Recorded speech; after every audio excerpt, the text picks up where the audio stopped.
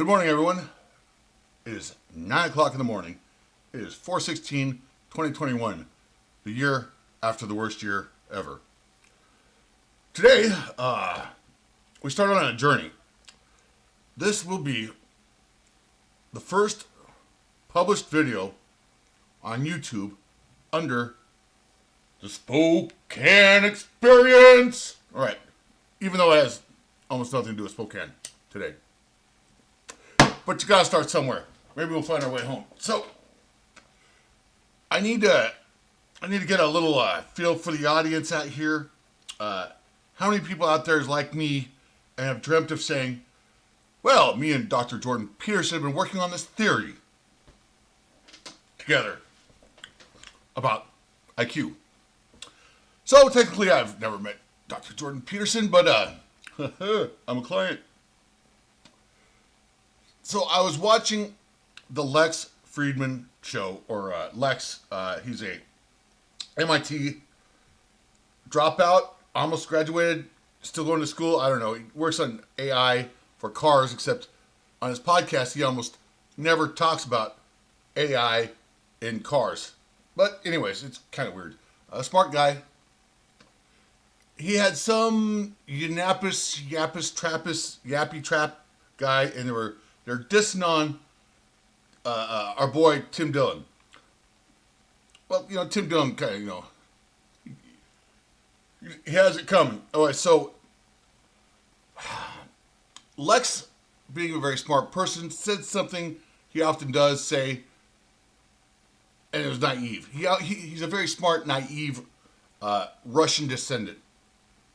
Which, if he was this naive in Russia, Michael Malice would tell him he'd be dead already. All right, he wouldn't have made it this far if he was this naive in his home country, or country of his ancestral, whatever. You know what I'm trying to say. I just ate lunch. All right, so let's get to it. Lex talked about Joe Rogan, and he was amazed. They're talking about power. Power corrupts. Tim Dillon. What if he had power? Yeah, but funny stuff. Lex was amazed at how much Joe Rogan has increased in popularity, in size, and wages, yet he hasn't changed. He hasn't let it change him. That's such a naive thing to say. But Lex, not only have I been on to Joe Rogan, probably maybe 2 to 3 years longer than maybe Lex was or has been. But I've also went back because I was so astounded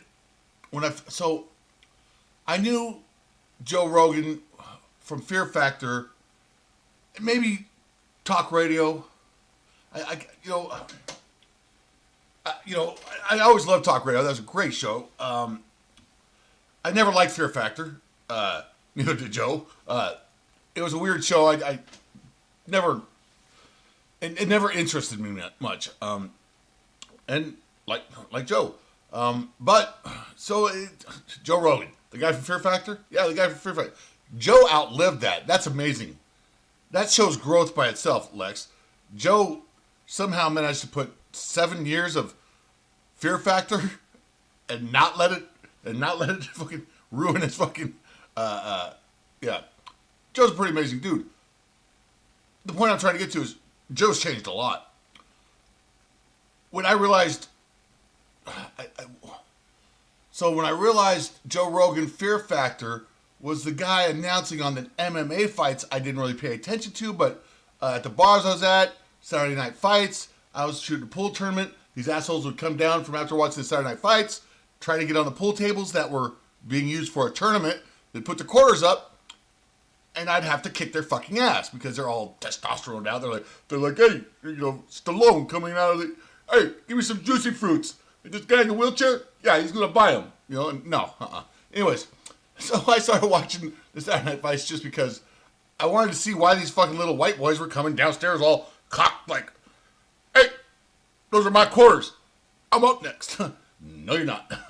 No, you're not. Anyways, where's my slap, girl? eventually on the Spokane experience, we're going to have a very attractive slap girl here. So when I get distracted, I'll go slap girl and she'll go slap. And everybody will have a good laugh. But me, I will too. So anyways, when I found out Joe Rogan was in the fight game, because I've always been big on boxing, Tyson, and all that, and I started listening to him, I'm like, wow, this guy, I didn't know anything about MMA per se. I didn't know about guard, half guard, arm bars, a lot of the words I can't say now, but man, I was so impressed with, I was an athlete, I understand fighting, but I didn't know MMA, I didn't know the terms, I didn't know the rules, and it didn't take long with Joe Rogan announcing for me to start going, and really getting an appreciation for the art form, for the personalities, for the, whatever. And then I got into MMA, largely because Joe Rogan did such a good job of getting me into it very quickly. He's underappreciated there for sure.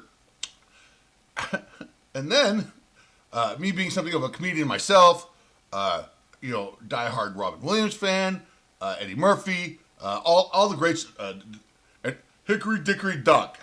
This chick was sucking my cock. I blew my wad, dropped her off the next block. Douche! Our man Andrew Dice Clay. So when I found out this motherfucker was a comedian, to boot, I went, what? No fucking what? This is weird. I went and started watching this stuff, and I'm like, oh wow! And then Joe Rogan podcast, and then the rest is kind of history. But speaking of history, I went back and I started watching some of his older stuff. I'm like, oh, and when I started watching him, he had these maneuvers he doesn't do anymore because he's grown as a podcaster, as a host, as a Larry King Live type guy, and good for him. So all these things about Joe, I'm obsessed. I don't know what I know pretty well, and he's an impressive fucking dude. But he's changed a lot. All right, he's changed a fucking lot, and it's funny because I in the comment section, I told Lex, I kind of explained this to Lex real quick, like, another naive thing to say, Lex. And I went, because I get up at 4 a.m. Jocko ain't got shit on me, buddy. Oh, man. I went grocery shopping, got some food, came back because I was starving, because I'm fat.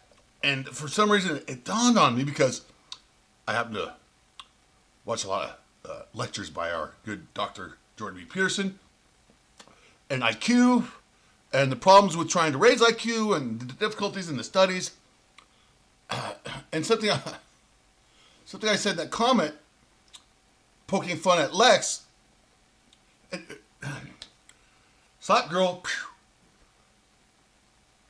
science, especially in this day and age, when people say, trust the science, they don't know what the fuck they're talking about.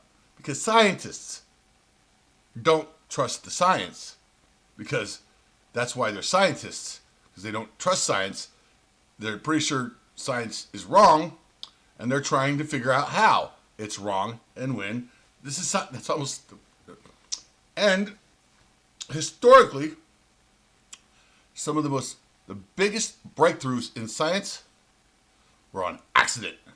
It wasn't because somebody, hey, let's try putting this algae and moss or whatever, a cheese fucking mold, into a patient and see if it helps, right? No, penicillin was found totally by accident. Totally like, whoa, how'd that happen? That wasn't supposed to happen. Where the fuck, what's going on? And then when they analyzed the situation, they're like, oh. Anyways, this has happened more often in science than somebody's put, like, look, here's a good example. I am a big critic, slap girl, of Bret Weinstein. When he gets outside of biology, when he gets to the government, when he gets blah, blah, blah, because he's really smart. He's really smart, but in the field of biology, he's exceptionally smart. And so this is a rare, I'm trying to give him some props here because he actually predicted something with a hypothesis based on previous science, and his unique hypothesis about the things on the end of their little hairy things, cells, cells within cells within cells. That's a 20 Blade Runner slap girl reference. Cells in a cell. What are they called? Pause. Can I pause? Anybody mind if I pause? House of Ptolemy. No, Ptolemers. Bret Weinstein, Ptolemers. He made a hypothesis, a prediction, saying that rats should have a very long or short, can't remember. And it turned out to be true, and he was right, and that's a very rare, exceptional thing. Good job, Bret. Back to the original premise. So I think I accidentally, through comedy and lots of learning, lots of watching, lots of listening to people way smarter than me in their particular fields, not in general, the problem with IQ, and if you listen to Dr. Jordan Peterson, who's done a lot of not only research, study, and whatnot, talks about it quite a bit. The problem, the really dismal problem with IQ is that it's very hard to raise. You're born with a certain genetic potential of IQ. And basically through malnutrition and traumatic early life experience and neglect, it's very easy to reduce somebody's IQ potential for the rest of their life. One of the reasons people are getting smarter is because of capitalism and free markets and the goodwill of good people. In almost every nation across the world, infant mortality rates are down and nutrition's up. And as the nutrition levels have increased to the proper levels for a human infant, their overall IQs have also risen for the duration of their life. Okay. I could reference many an intellectual, Thomas Sowell, his own personal life story about how if he wasn't orphaned, if his parents hadn't died, and he hadn't gotten the benefit of growing up with his aunt and uncle, I believe his aunt and uncle, who introduced him to a library very young age, nurtured him, we might be talking about a totally different Tom Sowell, based on IQ. If we look at IQ, it's long been known, studies have profoundly shown that on average, the firstborn has a higher IQ than the second and third or fourth born children. And they believe the most likely factor that they can deduce is that because it's the firstborn, because it's a couple's first child, that child gets more attention, more dedication than the second and third fuckers. And therefore, because they're nurtured and given more attention by the parents during vital moments of development, this increases their capacity and their ability for potential IQ ability. Okay, cognitive ability. Okay. So, the problem lies in what do we do with how can we increase the IQ of people that are maybe the fourth fucker in a family and they're struggling and we'd like to get to, and maybe misfortune of luck and genetics, they have an IQ of 84, 83 or below, which is 10% of the population. All right? This is what people understand. If your IQ is under 84, the United States Army won't take you in because you don't even make good cannon fodder. All right? You're so untrainable. We can't even train you to stand in front of the bullets so the guy behind you can do some damage. It's pretty bad. So this is a standard that says if you're unlucky enough to be born with a certain genetic composition where by the time you're 18, your IQ is 83 or under, you're untrainable. there's no place in our more advanced society with because no one shovels anymore. We have backhoes. We have machines that do it. If you can't operate that machine safely, and this is the problem about liberals. Liberals think you can train anyone to operate a machine safely. This is not true.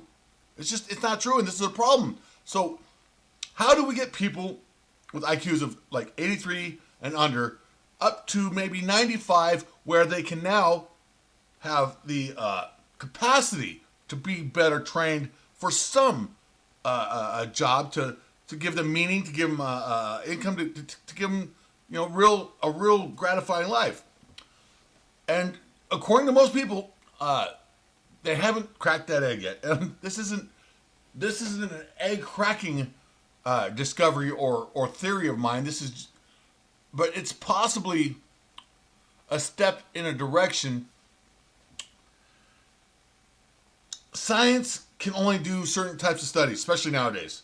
They have to fall within a certain ethical standard of treatment, of behavior, we can't just torture other humans, even if it might cure cancer. It's just, like let's just see how much chemo we can blast this motherfucker with before he dies. That's not how science can operate or work to get better standards, even if it would be a beneficial study. Like, hey, so we know after this point, you're done. So we got to keep it on that. So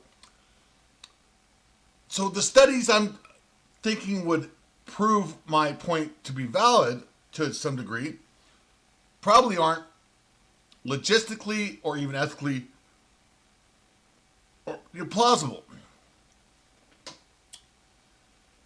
Back to the original premise. Stop, girl.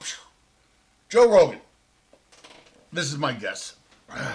Joe Rogan got out of high school with an IQ of probably 105. Maybe 112. Above average. He's no dummy. All right, I'm not calling him a dummy by any means. 105 to 112 is a bit above average. He's no dummy. But people are like, well, look how successful he is. It's not because he's smart. Okay, there's a difference between intellectual capacity. Like, I'm fucking smart as fuck, but my choice maker, my decision maker is broken. It's been broken since I was about 4 years old. I make poor decisions a lot.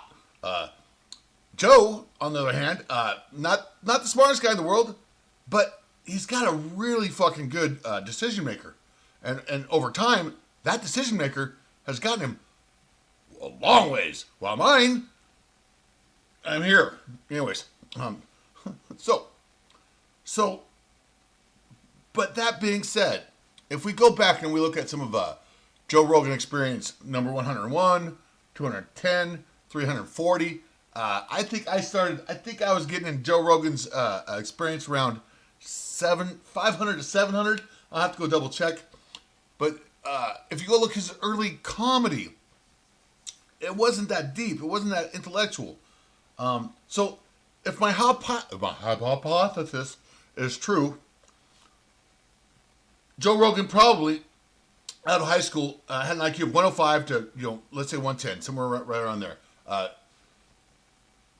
And I bet you now, if we did an IQ test on him right now today, I bet you it wouldn't be over 120, but it'd be right there. It'd be right there. So if a 7 to 8 or 9 point increase in IQ is a substantial increase in the ability to grasp concepts and abstraction. So, like the nurture of so maybe the paradigm is we just assume, like here, we now know that the mind isn't totally developed till someone's 25 years old. Okay. But we also know that it's, what's the fucking term everybody's using nowadays? It's plastique. It's not plastic. It's not pliable. Huh. Damn it.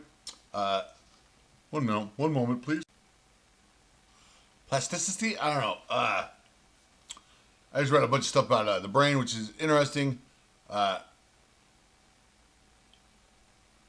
Whatever. So, we're finding that the brain self-healing. Okay, well, Slap Girl. Joe Rogan started doing his podcast well after 25 years old. And I don't know if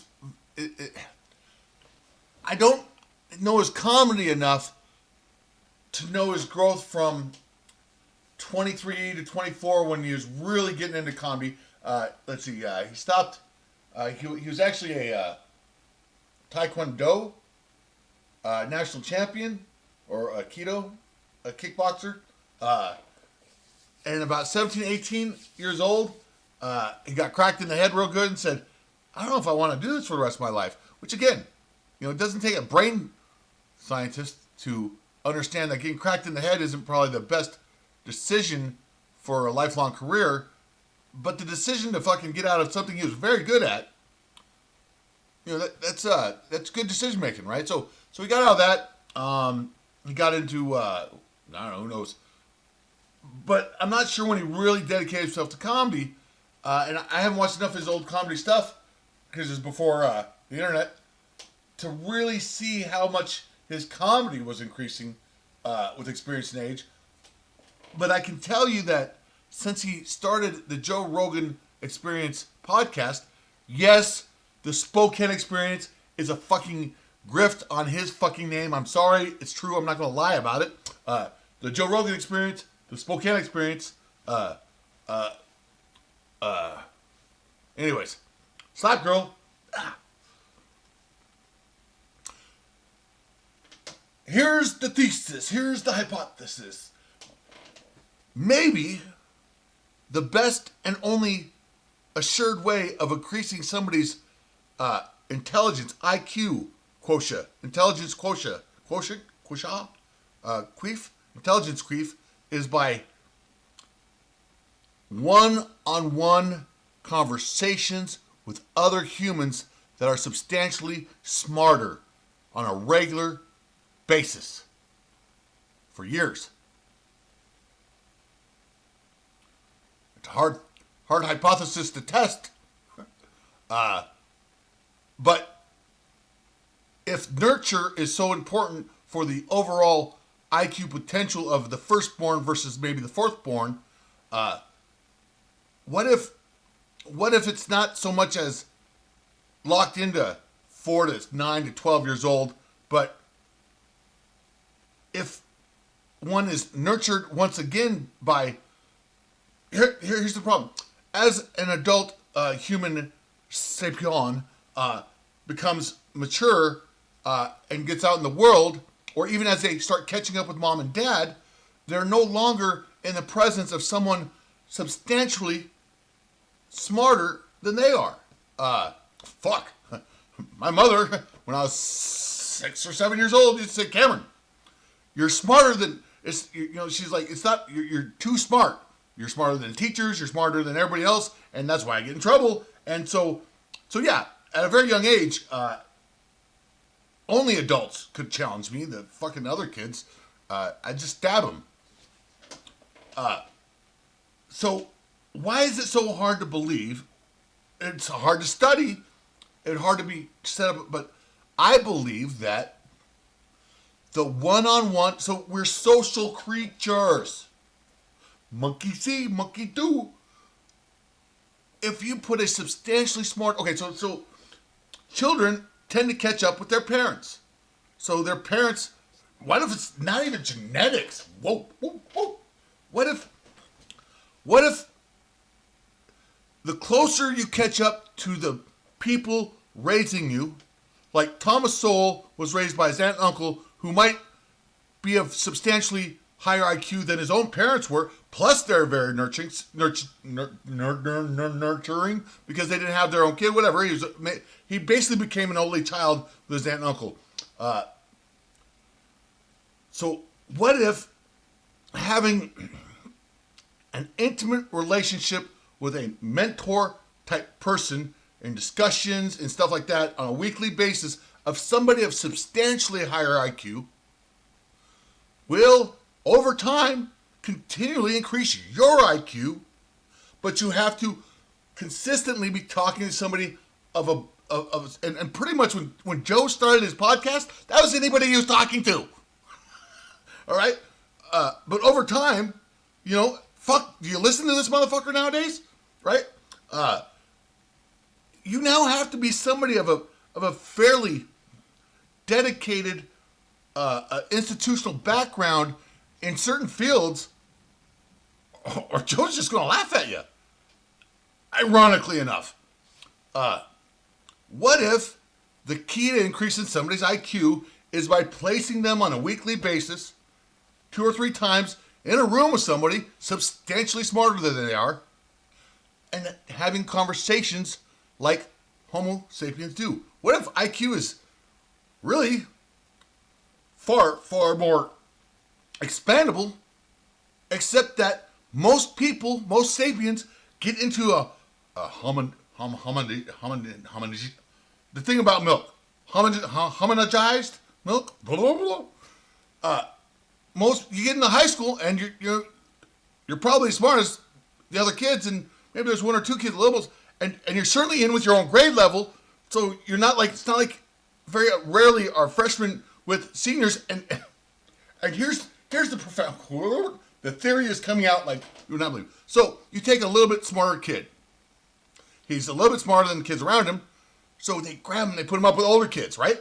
So now this kid has the benefit of already being smarter, and now he's got the benefit of being with older kids who are naturally smarter just because of experience, and he becomes even smarter. By high school, this motherfucker's with the seniors, and by the time he's a junior, he's fucking with college motherfuckers, and his IQ never seems to stop expanding because he's always getting the benefit of being around people smarter than him, and over time, because monkey see, monkey do, it makes him even that much more smarter. Holy moly! This makes too much sense, Cameron.